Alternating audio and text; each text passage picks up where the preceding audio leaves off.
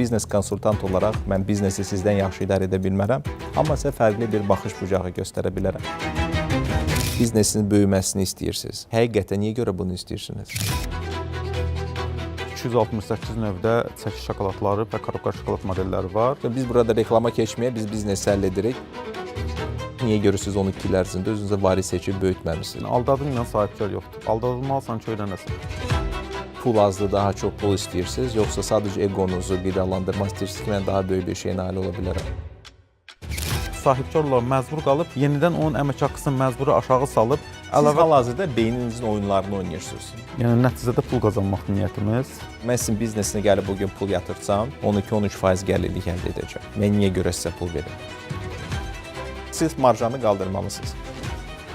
Pulla hamı bacarır. Əsl yaxşı sahibkar pulsuz bacaran sahibkardır.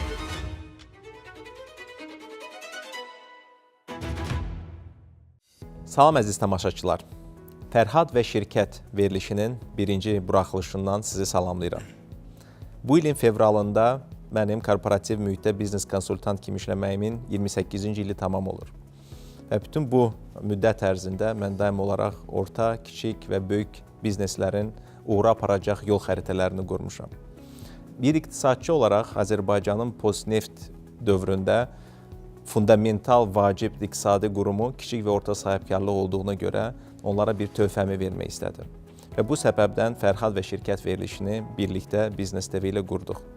Bu verilişdə biz kiçik və orta sahibkarları dəvət edəcək, onların həqiqi problemlərini anlamağa çalışacağıq və bu problemləri həll yolunu göstərməyə çalışacağıq. Və bu digər biznesmenlər üçün, digər sahibkarlar üçün bir dərs olsun, bir örnək olsun, bir təcrübə paylaşımı olsun. Çünki mən fikir vermişəm ki, əksərən sahibkarlar eyni səhvləri təkrar edir, eyni paternlər üzrə işlərini qururlar. Burada biz bu paternləri, bu səhvləri, bu təcrübələri açacağıq, hər yollarını göstərəcəyik ki, hamımız faydalanaq. Biz bu verilişdə mikro səviyyədən başlayacağıq, sahibkarı tanımağa çalışacağıq, sahibkarın bloklarını açmağa çalışacağıq. Sonra şirkəti tanımağa çalışacağıq, sahibkarın şirkətindəki problemləri həll etməyə çalışacağıq və bunun ümumiyyətlə Azərbaycan iqtisadiyyatına təsirini də mütləq nəzərə alacağıq. Biz anketdən başlayacağıq və bugünkü qonağım Ştümer şirkətinin təsisçisi Rasim Əlim Əliyevdir. Xoş gördük Rasim Əlim. Xoş gördük Fərhad bəy. Salamlayıram sizə. İlk öncə dəvət üçün təşəkkür edirəm. Mən ilk öncə özüm barədə məlumat vermək istəyirəm. Gəlin tələsməyək. Sizin barədə məlumat bizim anket üzərindən gedəcək, başlayacaq sizinlə bir yerdə. Dediyim kimi biz sizi anlamağa çalışacağıq. Rasim bir sahibkar kimi, sonra artıq şirkətinizi anlamağa çalışacağıq və bugün burada həll edəcəyimiz problem barədə danışmaq istəyəcəm sizdən. Adınızı bildik. Rasim Əliyev. Hansı şirkəti təmsil edirsiniz? Ştümer. Rasim Əliyev. Neçə yaşınızdasınız? 38. 38 olacaq. Ailə vəziyyətiniz necədir? Ailəliyəm. Ailəlisiniz. Bəli. Uşaqlarınız varmı? Bəli, var. Neçə nəfər? Bir oğlum var. Bir oğlunuz var. Bəli. Allah saxlasın. Cümləmiz. Ata-ana necədir? Qalır. Yaşayırlar. Münasibətiniz necədir onlarla? Əla. Yəni ki, tam ailədə böyümüsünüz, boşanma olmayıbdır, boşanma. Əla. Biznesiniz neçə ildir fəaliyyət göstərir? Artıq 12-ci ilə yaxın demək olar ki. 12 il. Siz bu biznesə qoşulanda buna istəkdənmi gəlmisiniz, yoxsa hansı bir ağrı vardı, bir problem vardı, ona görə bu biznesə başlamısınız? Yox, sadəcə həvəs, maraq, daha sonra da pul qazanmaq eşqi. Yəni artıq biznesə atıldım, get-gedə də bizneslər yenilikləri sevir. Mən də yenilik həvəskarıyam. O baxımdan da yəni bu sahədə özümü daha yaxşı gördüm və davam eləməyə çalışdım. Yəni hansı bir ağrı olmuyor ki, pul çatışmazlığı var, ya da ki, təcili pul lazımdır. Ona görə nə ilənsə məşğul olmusunuz. Bu biznesi özünüz seçmisiniz. İstərək seçmisiniz. Bəli, özüm seçmişəm. Çox vacibdir. Fikrincə, hazırda sizdən daha çox enerji nə alır? Biznesiniz yoxsa şəxsi həyatınız? Deyərdim ki, biznesim. Daha çox. Faiz nisbətində nə qədər vaxtınızı xərcləyirsiniz biznesə, nə qədər şəxsi həyatınız? Hardasa 65%, 70% oranında gedir biznesə. İşdən sonra evə tələsirsiniz, yoxsa mümkün qədər gec qalırsınız ofisdə? Bəzən ofisdə də qalıram, o baxır işin ağırlığına, yoğunluğuna, amma ki, əsasən yəni işdən çıxan kimi təbii ki, evə qaçmaq istəyirəm, çalışıram ki, yəni evdə ən azından qalan boş zamanımı ailə ilə birlikdə keçirdim və daha çox özümə də zaman ayırım, istirahət eləyim. Çünki bu biznes sahəsi elədir ki, yəni psixoloji olaraq insan beyni yorulduğuna görə daha çox nə qədər ailə ilə birlikdə keçirsən, daha tez dincəlir insan. Təşəkkür edirəm. Sizi bir balaca tanıdıq. İndi gəlin keçək biznesinizdən. Stümer nə markasıdır? Stümer Alman brendidir, Macaristan istehsalıdır. İlk dəfə 1868. Nə istehsal edir, üzr istəyirəm? Şokolad, premium şokolad. İzləyicilər, bəli, premium şokolad istehsalçısıdır. İlk dəfə 1868-ci ildə Almaniyanın Hamburq şəhərində Frederick Stümer tərəfindən əsası qoyulmuşdur. Daha sonra onun ailəsi sürgün olunubdur Avstriya, Macaristana və orada artıq onun ailəsi davam edib bunun istehsalına və hal-hazırda Macaristanın Makler qəsəbəsində böyük bir fabrik var. Dünyanın bir çox ölkəsinə məhsul ixrac edirlər. Öncələr yalnızca zadəganlar üçün istehsal olunurdusa, hal-hazırda artıq demək olar ki, bir çox ölkələrdə, yəni premium segmentdə satılan məhsul formatındadır. Mən burada nəyə gətirmək istərdim? Çünki bilirik də şokoladlar çoxdur Azərbaycanda. Stümerdə nədir? Fərqli cəhət nədir bu şokolad? Fərqli cəhəti odur ki, məhsul premium segmentdə orqanikdir tərkibi, əlavə heç bir qatqı, rəngləndirici, dadlandırıcılar yoxdur. Palm yağı qətiyyən istifadə olunmur. Tamamilə kakao meyvəsinin yağından hazırlanmış şokoladlardır. Marsipan, trufel, ümumilikdə Stümer brendinin 268 növdə çəki şokoladları və korobka şokolad modelləri var. Biz burada reklama keçməyə, biz biznesi həll edirik. Sizin fikrinizcə bu biznes hazırda sizdə böyüyür, yoxsa yerində sayır, yerində durur? Böyüyür. Böyüyür, hesab edirsiniz. Bəli. Əgər bu günləri siz biznesdən çıxsanız, nə baş verər? Yəni ki, əməliyyat hissəsini ötürsəniz? Yəni, hal-hazırda öz üzərimdə qurulduğuna görə demək olar ki, çökər. Çökər biznes. Bəli. Siz hansı bir göstərici rəqəmə ən çox baxırsınız biznesinizdə? Üzr istəyirəm, sualı tam dəqiq başa düşmədim. Hansı bir göstəriciyə və də rəqəmə ən çox baxırsınız, fikir verirsiniz? Satış həcmidir, gəlirlikdir, nədir? Əsasən satış həcmi. Ədəddən yoxsa manatdan? Manatla. Manatdan. Biznesiniz indi hardadır və hara kimi böyütmək istəyirsiniz?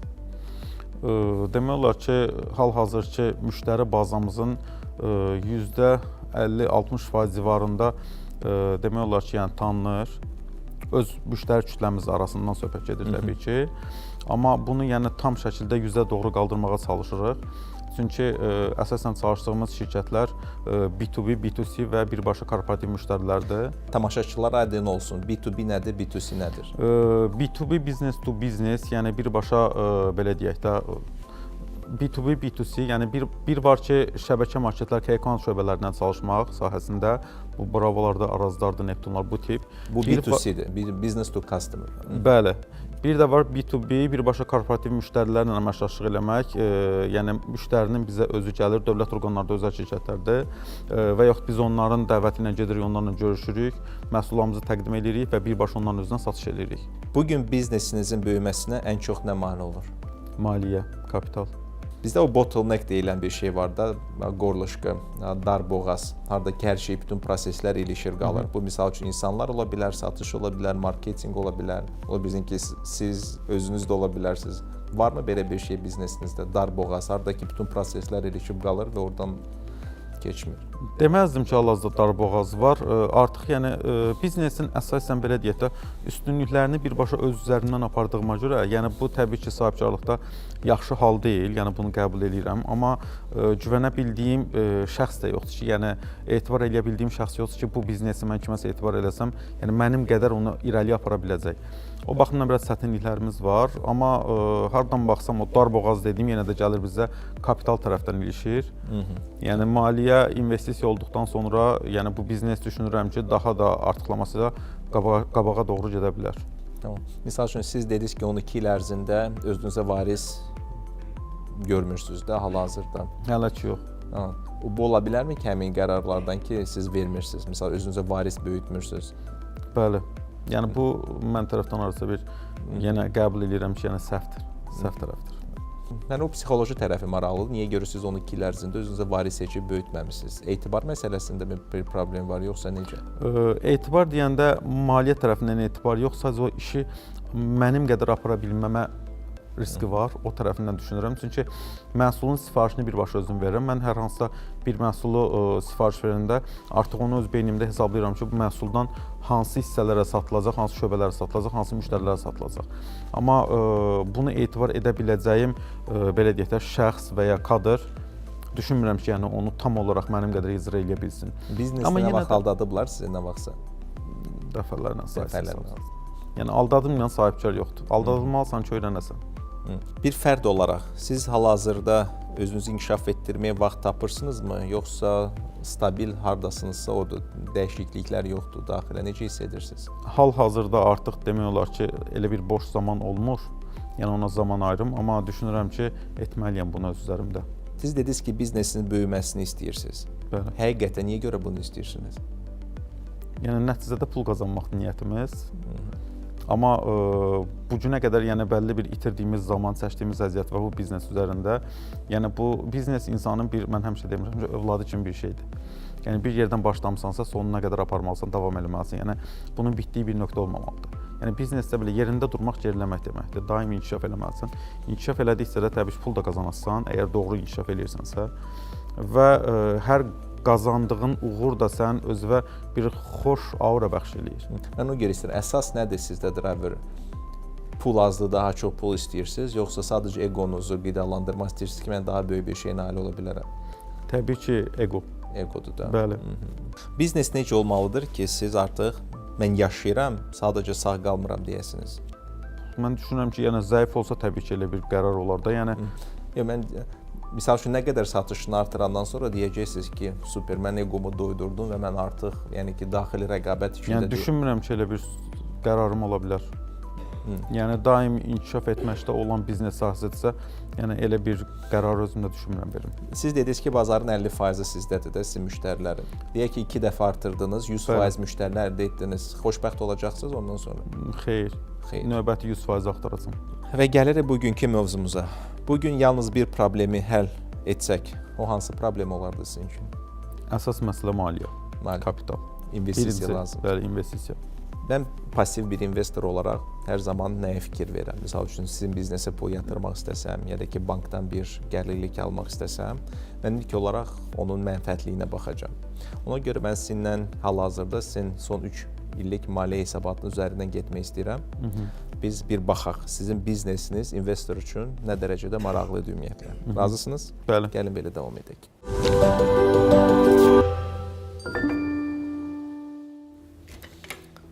Siz mənə 3 ilin hesabatını göndərdiniz. Gəlin, biz qrafikimizi çəkək 25-ci illər üçün. Ən vacib satış rəqəmlərimizdir. 2023-cü ildə sizə satışlar 530 min satış. K kilo 1000 deməkdir, latınca. 2024-cü ildə 686 min. 25-ci ildə 772 min. Prinsipcə artım görürük. Mənim bir neçə dənə sualım var. Çünki mənim yadımdadır ki, tradingdən biraz məşğul olduğuma görə kakaonun qiyməti qalxmışdı. Buradakı artım qiymət artımına görədir, yoxsa say artımı olur? Say artımı da təsir edib, qiymət artımı da istərsiniz. Bəli. Çünki sırf qiymətlə gedəndə 29% year over year artım göstərir. 23-cü ilə nisbətdə 29% artım göstərir. 25-in 24-ə nisbətdə 12% artım göstərir. Bu biraz normadan çıxdığına görə birdən-bir mən ona görə düşündüm ki, bəlkə sadəcə qiymət artımı olub deyəni ona görə belədir. Sizdə maya dəyərinə fikir verdim ki, maya dəyəri malın 70%-i təxminən təşkil edir.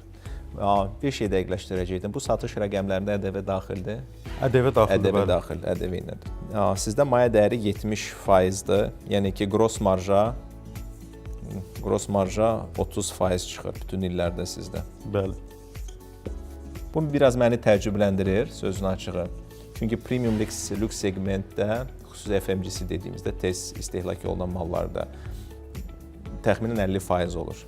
Mənə o maraqlıdır. Bazar sizə sıxır, qiymətləri aşağı salmaqda, yoxsa? İstər-istəməz biz əsasən korporativə dediyim kimi FMCG retail ilə çalışdığımıza görə, yəni hal-hazırda çox qiymətləri də qaldırmaq olmur şəbəkələrdə. Çünki bəlli bir rəf tövsiyə qiymətləri var mağazalarda.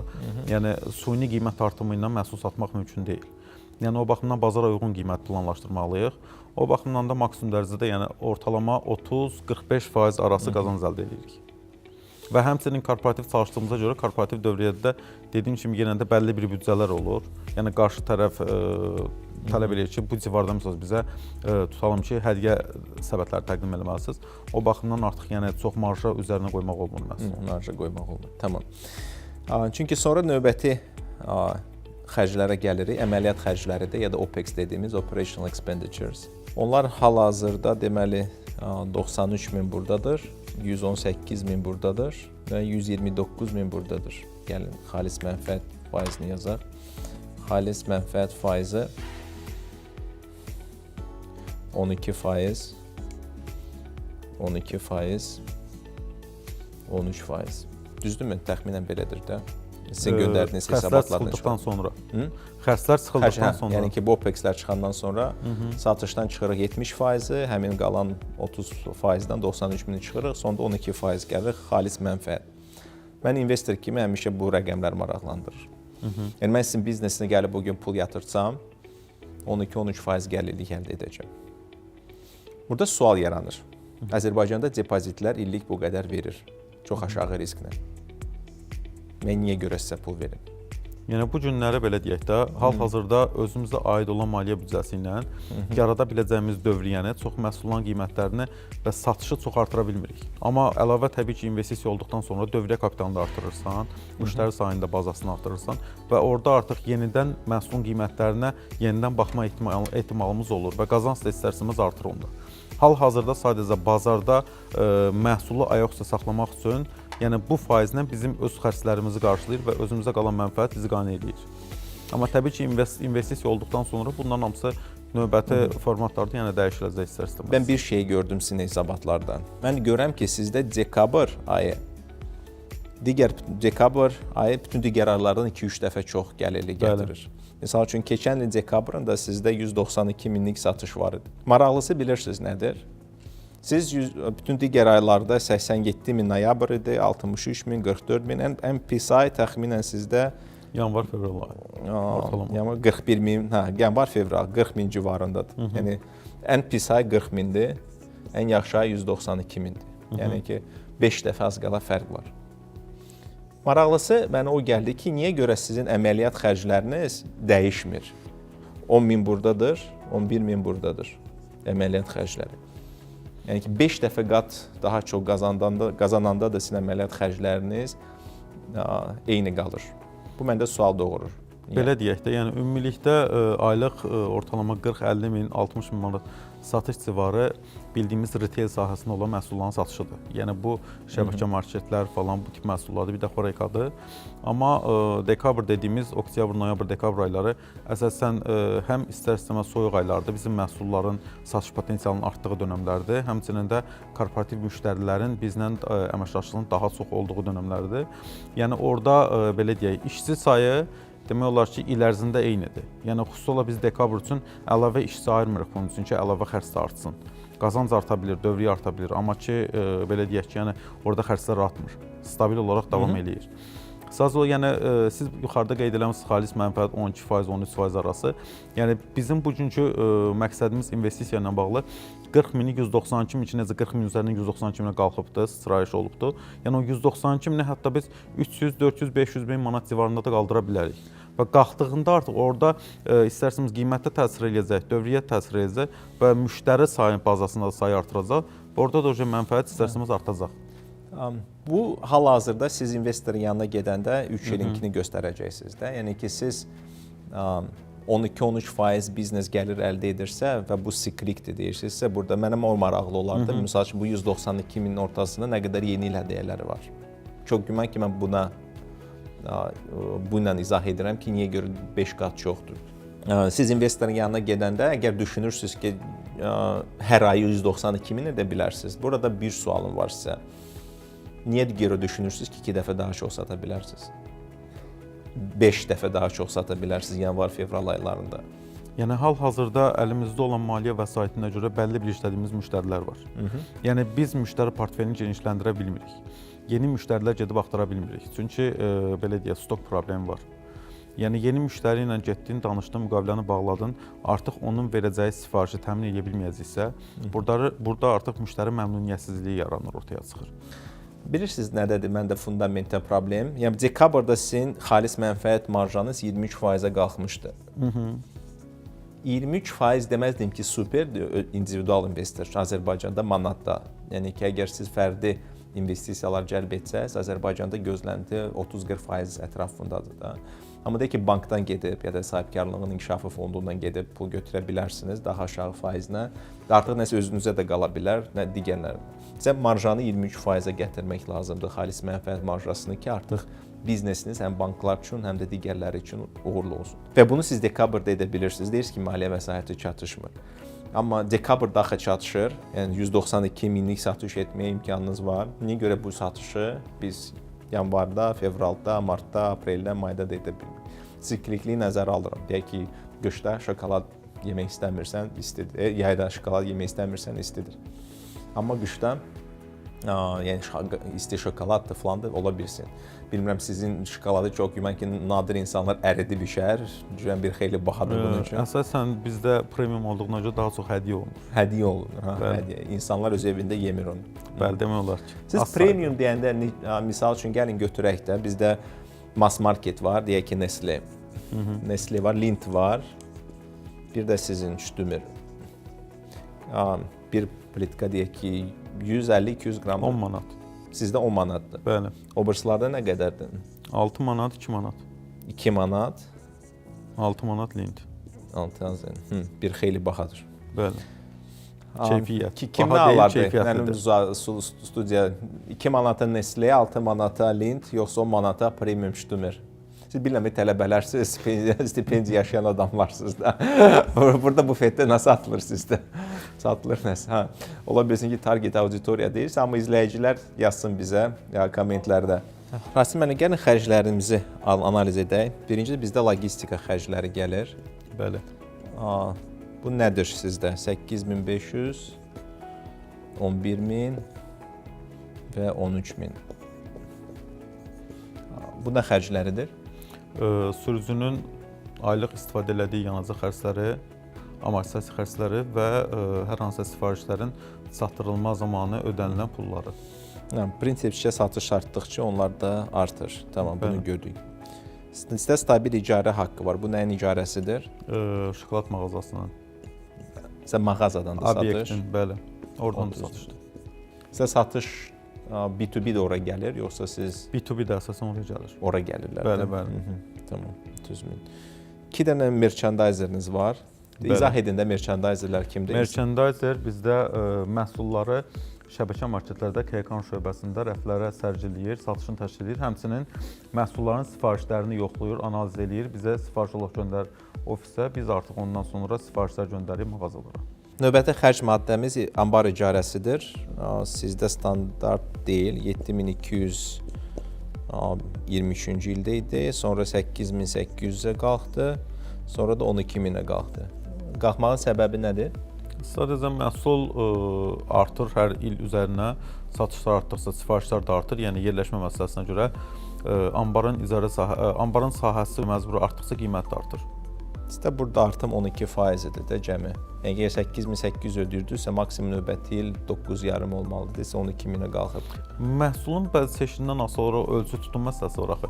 Qiymət bəzən aşağı-yuxarı çox fərq eləməsə də, amma bir var bu qədər balaca məhsul var, tutan bir paletə bu qədər gedir, bir var 5 paletə bu qədər gedir. O baxımdan yəni istər-istəməz niyə görə bütün bunları deyirəm? Sizdə ki, marja çox aşağıdır, 12-13%-dən söhbət gedir. Hər balaca burada dəyişiklik marjaya böyük bir əlavə edir. Ona görə hər bir xərcin proporsional olaraq satış həcminə artımında olmalıdır, ondan çox olmalıdır ki, marja stabil qalsın. Ona görə bu sualları verirəm. Bəzən orada bəzi seçkilər olur ki, misal üçün il-ildən şirkətimizə yeni portfeldə daxil olur. Misal tutam, dünənə qədər Stümer satılırdısa, misal üçün deyirəm 100.000 manatlıq, onun marjası 12% olur, deyək ki, xalis mənfəət 13%. Amma növbəti ildə Stümerin yanına digər bir məhsul tutalım Baguchi brendini daxil edirik. Aşağı-yuxarı dövriyyə eyni qalır. Amma Stümerin də büdcəsindən biraz kəsib Baguchiyə yönəldirik. Çünki bəlli bir büdcə var ortalıqda. Amma əldə 3-4 dənə portfeldə markalar saxlamaq. Biz indi satış strategiyasına qayıdacağıq. Xərclərlə aydınlaşdıraq məsələmizi sonra. Sonra sizdə anbar müdiri var. Anbar müdiri, bir də anbar köməkçisi. Anbar köməkçisi. Maraqlısı odur ki, 23-cü ildə sizdə anbar köməkçisi olmayıbdı. Yox, demək olar ki, eksportorun özü elə birbaşa məhsul burada 4800 bu idi. Və 5400 də yeni də artım burada var, köməkçidə. Anbar müdiri isə var idi. 6000 burada idi. 7800 burada idi. Və burada isə azalma var, bu maraqlıdır. 7,2000. Çünki köməkçi verdiniz deyəni ondan kəsdiniz biraz. Yox, o deyil. Tamam. Sonra sizdə sürücü var. 5000, 6000, 6300. Bunun artımı plus minus normaldır da. Yəni bu qədər artır. Xadimə var. Bu mağazadır. Bəli. 3000 standart olaraq yazıq xadimələr, yəni inflyasiya zad onlara yoxdur. Sonra mühasib gəlir bizdə. Burada indi sualım olacaqdı. Mühasiblərin hamısı məndən zəhləsi gedəcəkdir. Şirkətin ürəyi. 6023-cü ildə fikir verin. 6000. Sonra 7800 növbəti ildə və növbəti ildə nə qədər? 11600. Onsuz olmaz axı. 2 dəfə çox. Yəni belə deyək də, son 3 il bundan öncəyə qədər mühasiblərə o qədər də önəm verən yox idi. Sadəcə rəsmi tərəfinə hesabatını verdin, oldu, bitdi. Amma artıq 2024-cü ildən demək olar ki, bu vergi baxımından proseslər ümumiyyətlə sərtləşdiyinə görə mühasiblərə daha çox ehtiyac olur. Bu günləri aydın misal vakansiyalara baxıram ki, normalda mühasiblərə əvvəllər 200-300 manat maaş verirlərsə, bu günlər artıq 3000, 4000, 5000 hətta maaş verən şirkətlər var. Dövlət vergi xidməti o tərəfdən deyir ki, biz hər şeyi sadələşdiririk, asanlaşdırırıq. Amma görürsünüz, amma əksinə buğalteriya, hal-hazırda mühasibatlığa daha çox üstünlük və adi Instagram sosial şəbəkələrdən də görsək, yəni mühasibat sisteminin daha çox aktiv olduğu dönəmdə bu aralar. Növbəti bir maraqlı sizdə yoldaş var, Key Account müdiri. Bəli, şəbəkə marşrutları nəzarət. Key Account meneceri. Bu əsasən merchandiser və satış menecerinin üzərində olan rəhbər şəxs sayılır əsasən. Belə deyək də, onların günlük proseslərini nəzarət eləyir, satışları nəzarət eləyir. Marketlərdə merchandiser gedir, rəfi düzəldir. Ondan sonra onların hamısının birbaşa nəzarət olunmalıdır ki, yəni işçilər də daha məsuliyyətli çalışsınlar, boşluq buraxmasınlar. Niyə görə satış meneceri bunu eləmir?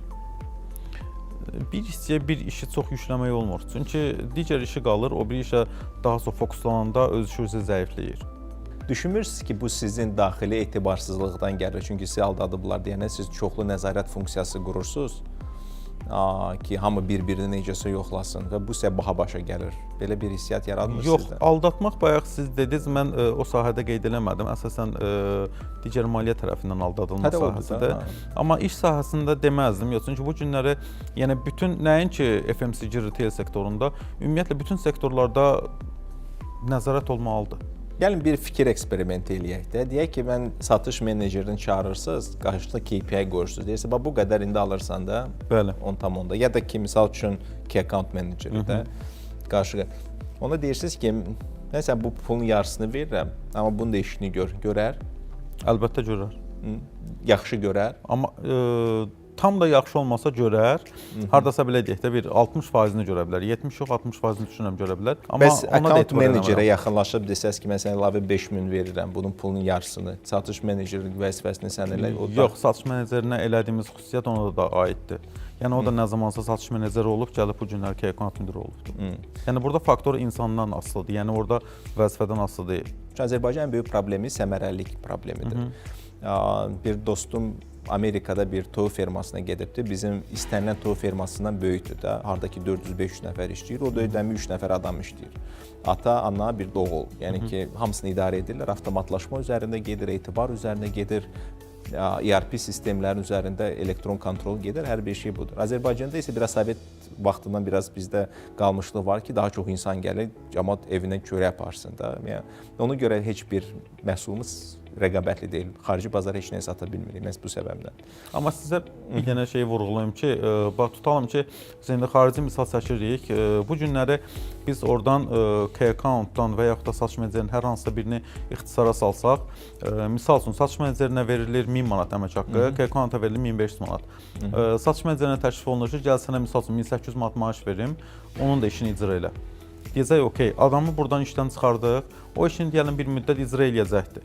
Yəni icra elədiyi dönəmdən artıq bir müddət keçəndən sonra baxacaq ki, yəni mən daha çox işləyirəm, daha çox çalışıram, daha çox enerji sərf edirəm. Artıq 1800-ə yox, 2000-ə, 3000-ə, 4000-ə başlayacaq tələb qoymağa və orada sahibkarlar məcbur qalıb yenidən onun əmək haqqısını məcburi aşağı salıb əlavə siz hal-hazırda beyninizin oyunlarını oynayırsınız. Bu hələ ki baş verməyibdi. Bu baş verməyibdi, amma düşünürsünüz baş verə bilər və buna görə indi və bu günləri buna görə ayda ildə 14000 pul itirirsiniz. Bir dənə bu beyninizdə bu oyun var ki, o edə bilər, bəlkə etməyəcəkdir. Amma faktiki olaraq o yəni statistika baş verir baxı.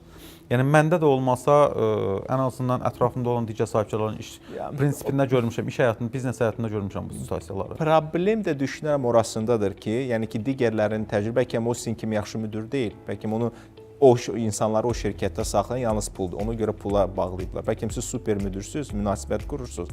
Sizdə həm pulu, həm də sizə görə sizinlə qalırlar. Ola bilsin ki, budur. Siz insanları əgər şirkətdə yalnız pulla bağlayırsınız və bu normaldır. Yəni 70% pulla bağlanmalıdır. Çünki Azərbaycan kasıb ölkədir. İnsanlara pul çox vacibdir. Biz ABŞ deyilik, biz də buradan çıxdın o birisi növbəti gün iş tapdın, bu deyil. Bəli. Ona görə insanlar pula və stabilliyə çox bağlıdırlar. Amma paralel olaraq yaxşı münasibət olanda, sən hər an bir işçinin uşaqlarını tanıyanda, adlarını biləndə, onların ad gününə nəsə konfet göndərəndə eləyəndə bu tamamilə başqa bir doğmalıq hissi yaradır şirkətdə, mədəniyyət yaradır. Onlar həmçinin bu münasibətə görə də qala bilərlər. Eyni 50 manata görə keçməzlər başqa şirkətə. Amma əgər sadəcə puldursa 50 manata görə keçəcəkdir. Sonra gələk ambar köməkçisi. Sizdə 23-cü ildə yox idi bu. Deyək ki, biraz qalxıbdı sizə dövrəyə, amma mənə maraqlı say hesabı da olsaydı, biz baxardıq, həqiqətən ambarların yükü nə qədər artıbdı. Yəni ki, bax bunu əsaslandıra bilsin, əlavə 5000. Sadəcə məhsul idxalı ilə bağlı orada elə bir artım ola bilər. Elə bir başqa əlavə bir artım yox. Çünki ambardarın və ambar köməkçisinin gördüyü bəlli bir iş var. Yəni ki, burada misal üçün ambardar tək görürdü də 23-cü ildə iş. Yəni o qədər artırmı ki, 5000, həm bunu da artırmısınız, həm bunu da artırmısınız. Yəni ki, 15000 eləyir, 2,5 dəfə sizdə xərclər artıbdı, ambar xərcləri. Biraz işləri daha asanlaşdırmaq, yüngülləşdirmək və əlavə zaman itkisi olmasın deyə onlara yönəlmişik. Amma mən sizə belə bir şey deyim ki, yəni bu faktiki olaraq olan dövriyyə əsasən xərclərdir. Yəni bu günləri orada dediyim kimi investisiya olduqdan sonra, dövriyyə kapitalı artandan sonra ambardarın yenə əmək haqqısı odur, yəni artan deyil və ya ambar köməkçisi odur, buğalteriyanın yenə də əmək haqqı xərcləri odur, K-accountun yenə də əmək haqqı xərcləri odur. Problem odur ki, mən sizin biznes planı da oxumuşam, siz mənə göndərdiniz. Orada da gəlirli 13% göstərir. Azərbaycanda 1 milyonu 13%-nə qoyacaq heç bir insan yoxdur. O reallıqdır. Siz 13% gəlirlik vəd etməklə heç kimi bu biznesə gətirə bilməyəcəksiniz. Heç kimsə pul ayırmayacaqdır. O reallı. Siz marjanı qaldırmalısınız. Siz hal-hazırda kütlənizin 50%-i sizdədir. Siz maksimum bundan 2 dəfə çox eləyə bilərsiniz. 1,5 eləyə bilərsiniz. Və mənə maraqlıdır da siz necə görürsünüz? Çünki mən sizin biznes planda oxuyanda gördüm ki, coffee shop açmaq istəyirsiniz. Bəli. Yəni mən ümumiyyətlə restoran biznesindən, coffee shoplardan hamını uzaq durmağa çağırıram. 99% ehtimalla minusda olacaqdır da. Yəni təəssüf olsun ki, ən uğursuz bizneslərdən birinci sırada restoran, coffee shop biznesidir. Yəni bu qədər Azərbaycanda açılmasına baxmayaraq, ya kimsə qızı üçün, oğlu üçün açıbdı, ya da kimsə pul yuyur oradan. Əksəriyyəti minusda işləyir. Ona görə çox da fikir verməyin. Statistika göstərir ki, 95% üzərində uğursuzdular onlar. Ona görə mənə maraqlı olardı. Təxminən beyninizdən deyin. Bu satışdan B2B nədir? B2C nədir? Faiz nisbətində.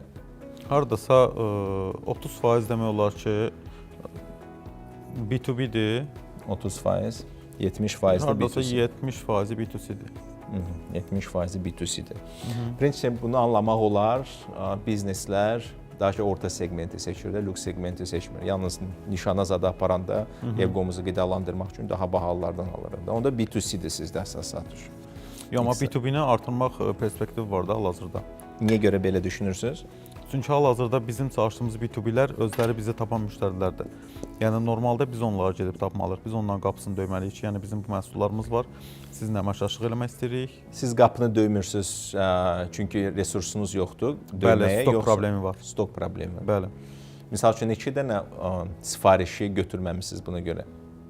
Hardasa bir keçən ildən misal çəksək, aşağı-yuxarı bir 22 dənə şirkətdən sifariş götürməmişik. 22. Bu nə qədər itirmisiniz bunu? Yəni aşağı-yuxarı bir 250-300 minə yaxın büdcə ola bilərdi. Sizin biznes planda B2C üzərində fokus çox gördüm. Siz yəni 1 milyonun az qala yarısını coffee shopun açılmasına yönəltmişsiniz. Yəni ki, onun məntiqi nədir? Yox, yarısı yox. O daha çox premium segmentdə olduğuna görə oldu. Amma orada belə deyək də, bu günlər tutan 1 milyon hardasa bir 70% FMCG sektoruna yönələcəkdir. Yəni hansı ki, qida məhsullarının realizasiyası, distribüsiya, hardasa 30% coffee shop. Orada da coffee shopun belə deyək də, ortalama büdcəsi 350 min manatdır. Yəni bu dizayndan asılıdır, içəridə istifadə olunan avadanlıqlardan. Adi kofe aparatı belə tutalım ki, 3 minə də aparat qoya bilərsən, 60 minə Lamarzok brendinin də avadanlığı. Nə vaxtsa işlədmisiniz coffee shop restoran? Xeyr, sadəcə prosta azdan tutan araşdırmalar. Yəni ki, bir nömrəli məsləhət girişməyin o biznesə. Yəni ki, pul götürün, mala qoyun, yəni bu bildiyiniz biznes. Qeyd edirəm ki, Ştumer'in dünyada aşağı-yuxarı 28 dənə coffee shopu var. Yəni, fərqli ölkələrdə. Çox güman ki, varlı ölkələrdə olacaq, İsveçrə. Yox, Macaristanda da var. Orta səviyyəli ölkədir, Avropanın mərkəzi olsa da. Amma ki, deyim ki, sizə coffee shopda bizim məqsəd odur ki, yəni adi biz şokolad satırıq, deyəlim ki, biz sadəcə şokolad satmırıq, biz keyfiyyət sunuruq. Yəni hər kəs şokolad sata bilər. Yəni bizim fərqimiz ondadır ki, keyfiyyət və dadda. Yəni müştəri bizim mağazaya yaxınlaşanda biz məhsulu güvənərəkdən və özümüzə əmin olaraq da məhsulu daddıra bilirik müştəriyə. Çünki səbəb odur ki, məhsula arxayınıq. O məhsulu bir dəfə yesə, ikinci səfər gələcək. 10 manatlıq plitka satırıqsa, kənardan baxanda bəzən müştərilər deyir ki, məsələn 10 manatlıq plitka almaq olmaz, bahadır. Amma onu bir dəfə yeyəndə təbii ki, dadını biləndən sonra gəlirlər. Çünki onun alternativi yoxdur. Gedib başqa bir brenddə ona görə almırlar da. Deyirlər yeyəcək 10 manata, sonra da pulumuz çatmayacaq. Ona görə yeməyək daha yaxşıdır. Zarafatdır. Hər markanın öz müştərisi var təbii ki. Yəni o baxımdan 10 manatı varsa alacaqdı, yoxdursa bir dəfə alıb ikinci dəfə onu almayacaqdı da. Yəni ki, dediyim kimi maksimum Xonçada göndərəcəkdi bunu. Biraz egosunu qidalandırsın deyən. Onda gəlin biz sizə 2 dənə ayrıca strategiya quraq B2B üçün, B2C üçün. B2B daha asan olacaqdır. Çünki sizdə burada B2B-də fundamental problem daha asan həll olunandır. Sizdə tədarük zəncirinin maliyyələşməsi lazımdır. Bəli. Və bunu hal-hazırda produktlar var. Rabitə Bankda misal üçün tədarük zəncirinin maliyyələşməsi üçün belə bir produkt. Məsələn, siz sifariş almısınız hansısa bir böyük şirkətdən, ya hörmətli bir şirkətdir. Sizə indi siz dediniz ki, 250 min ildə itirirsiniz şirkətlərdən. Siz bu müqavilələri gətirib verə bilərsiniz banka. Onları elə bir ki, öz zəmin kimi saxlayaraq özlərində sizə çox aşağı faizlə, faktoringlə maliyyə ayrılırlar, verirlər. Siz bu pulu köçürüb ala bilərsiniz. Çünki fundamentdə vacib sektor budur. Cəmi 30%dir sizdə və bunu böyüdə bilərsiniz. Yeganə problem B2B ilə odur ki, bu yenə də sikliklik qalır. Siz yenə də yalnız bayram günlərində satacaqsınız. Çox güman ki, noyabr, dekabr aylarında olacaq. Çünki Novruz bayramında daha çox paxlava, şəkərbura, milli nəsə gedəcəkdir. Amma bunu artıra bilərsiniz. Yəni, ən azından 250 min siz əlavə edə bilirsiniz portfolyonuza tədarük zəncirinin maliyyələşməsi mexanizmlərinə. B2C segmenti o siklikliyi düzəldə bilər. Fevral-mart gəlir, Allah sovetlərin canını sağ eləsin, biz o qədər qadın bayramı verib ki, yəni ki, bərk tutun özünüzə olanlar, yəni gəlir fevral-mart ayları gəlir. Yəni ki, siz rahat şəkildə fevral-mart aylarını həmin o səviyyəyə qaldıra bilərsiniz, oxşar səviyyə, 2 dəfə, 3 dəfə qaldıra bilərsiniz. B2C maliyyəsi dediyim kimi sizdə prinsip ki, ildə hardasa 100 minə yaxın gəlirlik var. Siz onu daha yaxşı maliyyə planlaşdırması edərək, xərclərinizi azaldaraq bu boş qalan vəsaiti fevral-mart aylarında yaxşı gəlirlik əldə etmək üçün yönəldə bilərsiniz. Məsəl üçün, mən dekabrda 100 min götürdüm, onu xərcləmirəm, qoyuram mallara və fevral-mart ayında çıxardıram öz pulumu. Sonra gələ düşünəsiniz ki, mayda nə edəcəm, orada nəsə bir bayram varmı, onun üzərindən gedin. Paketləşdirilmiş şəkildə Qurban bayramında qoyun üstündə bir dənə şokoladı bilmirəm. Nəsə fikirləşmək lazımdır onun üzərində ki, siz necə B2C-ni premium segmentdən gətirə bilərsiniz. Misal üçün, mən Xonça mağazalarında sizin şokolaları görməmişəm. Nə vaxt ağılsızlıq edib Premiumlardan nişanlamaq istəmişəm, çalışırıq. getmişəm, baxmışam oradakı sizin görməmişəm sizin şokolaları orada. Amma nəsə başqa bir şey. Biz əsasən bayaq qeyd elədim də o aşağı segmentdə olan məhsullarla onunla daha çox çalışırıq. Çünki bizim məhsullarda kiloqramı baha olduğuna görə istəsəniz bir xonçanın qiyməti gəlir harca 4-5 manata çıxır. İnanın ki 4-5 min verən də var. Yəni ki mən belə adamlar verirlər, bizim müştərilər onlardır. Yəni onlar alırlar. Yəni normalda baxırsan bəzən müştəri gəlir deyir ki, mənə 100 manata bir xonça ver, içərisində 2 kilo, 3 kilo şokolad olsun. Demək şokoladın kilosu 100 manatdır. Yəni bunu necə hazırlamaq olar ki 100 manata siz premium zərgərlik mağazalarında şokoladlarınızı pulsuz paylayırsınız. Tiffany-də, Bulgari-də falan da belində, yəni ki verin orada yesinlər də, sizin müştəriniz ordadır da. Bir neçə dəfə bizə bu otel segmentindən təklif gəldi ki, bəs otaqlarda yatağın üzərinə şokoladla balaca hədiyyəliklər. Yəni maraqlı segmentdir. Sadəcə olaraq orada da əsasən gələnlər xaricilərdir. Yəni biz də marka olaraq brend sahibi deyilik. Hater sizin deyil. Yəni siz o top Azərbaycanlıları seçməlisiniz. Onlar da hara gedir bilirik də. Tak ki, sizin bugünkü verilişimizi yekunlaşdırmaq istəyirəm. Sizin 2 dənə tapşırığınız olacaqdır. Deməli, xərcləri azaltmaq, baxmaq ən azından xərc. Targetiniz 20%-ə gətirməkdir. Xalis mənfəəti 20%-də bu sizin targetinizdir. Tamam mı? Xərcləri baxacaqsınız, optimizasiya. B2C, B2B segmenti üçün bankdan danışacaqsınız, ya faktoring, ya satışın maliyyələşməsi. Onlarda belə bir xidmət də var ki, hətta məsələn siz gömrüyə çoxlu 36% gömrüyə gedir də xərcləriniz. Onlarda belə bir produkt var ki, onlar gömrük xərclərini sizin yerinizə ödəyir, sizin malınızı saxlayır öz anbarında. Və siz satış edəndə yalnız o malı götürürsünüz və pullarını ödəyirsiniz. Yəni ki, 36% təkcə oradan uda bilirsiniz malın qiymətində. B2C segmentində siz lüks Azərbaycanlıların getdiyi yerləri tapmalısınız və orada, yəni ki, məhsullarınızı necəsə promot edə bilərsiniz. Sözün açığı, mən lüks segmentinə aidəm də öz-özümdə. Heç vaxt eşitməmişəm sizin şokoladlar barədə, mən həqiqi deyim. Port Baku, Port Bazar.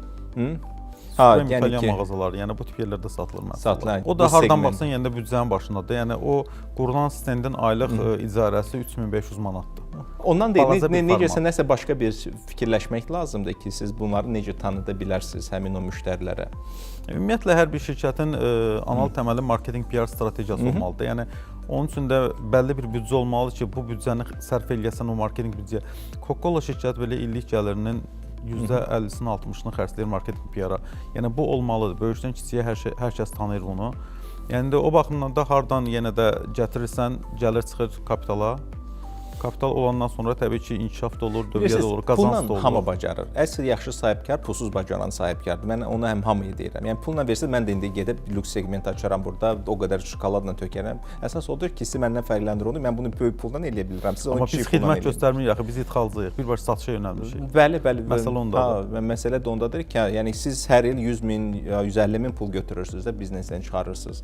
Və sizin siklikliyiniz də bilinir. Yəni hansısa müddətdə götürməyəcəksiniz. Evdə deyəcəksiniz ki, ailənize ki, uşaqlar deyəcək, bugün aş yeyirik təkcə bu ay ərzində, çünki mən əlavə 100 min qazanmaq istəyirəm. Yəni onu qazanıb mən sizə bir iPhone alacağam. Yəni ki, bunun üzərindən getmək lazımdır. Yəni ki, siz düşünürsünüz ki, hansısa bir investor 13%-dən sizə gəlib pulu verəcəkdir.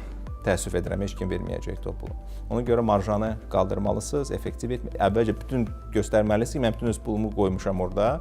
Mən canla başla özüm buradayım, çünki inanıram buna. Onlar görəcəklər ki, siz 13%-lə işləyirsiniz, özünüzə pul götürürsünüz, rahat şəkildəsiz, başqasının pulundan risk eləmək istəyirsiniz, buna heç kim getməyəcəkdir. Ona görə siz inandırmalısınız investoru ki, mən özüm hər şeyimi vermişəm. Təbii ki, marja qalxmalıdır, istərsiniz hər bir halda. O da iki cür olur. Satışın artırılması və xərclərin azalması, ya da hər ikisi birində, paralelində. Təbii ki. Yəni ki, bunun hər ikisinin üzərində düşünməlisiniz. İnvestora maraqlı olmaq üçün. Təşəkkür edirəm sizə səmimiyyət üçün, cəsarət üçün və vaxtınız üçün. Xoş oldu. Çox sağ olun. Bugünkü mövzumuz çox şirin oldu. Premium şokoladlardan danışdıq və onları Azərbaycanda necə daha çox satmaq olar. Rasim müəllimə təşəkkürümüzü bildiririk. Burada gəlib cəsarətli öz şirkətinin problemlərini müzakirə etməyə hazır olduğuna görə. Ümidvarıq uğurlu olacaqdır bizim məsləhətlərimizin davamı. Yenə də bir biznes konsultant olaraq mən biznesi sizdən yaxşı idarə edə bilmərəm, amma sizə fərqli bir baxış bucağı göstərə bilərəm ki, sizi düşündürüm, fərqindəlik yaradım. Əgər siz də bu verilişin qonağı olmaq istəyirsinizsə, bizə müraciət edin. Böyük məmnuniyyətlə sizinlə də səmimi söhbət və təhlil edərik. Çox sağ olun.